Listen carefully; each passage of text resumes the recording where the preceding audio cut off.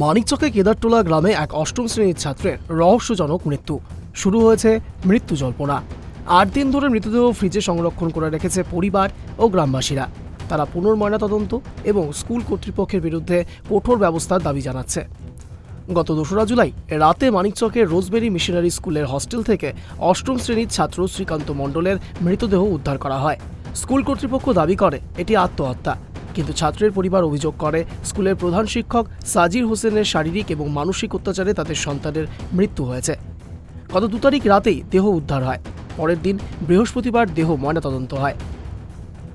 মৃত ছাত্রের বাবা প্রেম কুমার মণ্ডল শুক্রবার ভূতনি থানায় প্রধান শিক্ষকের বিরুদ্ধে অভিযোগ দায়ের করেন।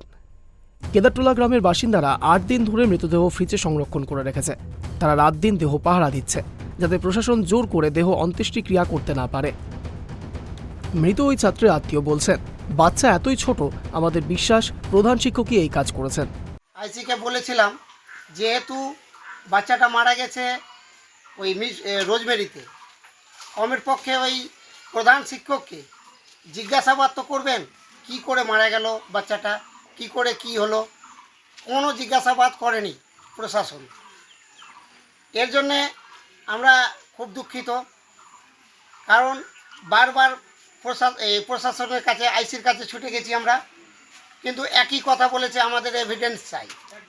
কিন্তু আমার দুঃখের বিষয়, এভিডেন্স, এটাই তো এভিডেন্স যে বাচ্চাটা ওর স্কুলে মারা গেছে, তারপরে আর কোন এভিডেন্স হয়? আমরা একদম সম্পূর্ণভাবে জানি বাচ্চাটা এত ছোট বাচ্চা, এত কম বয়সের বাচ্চা এমনি মরতে পারে না।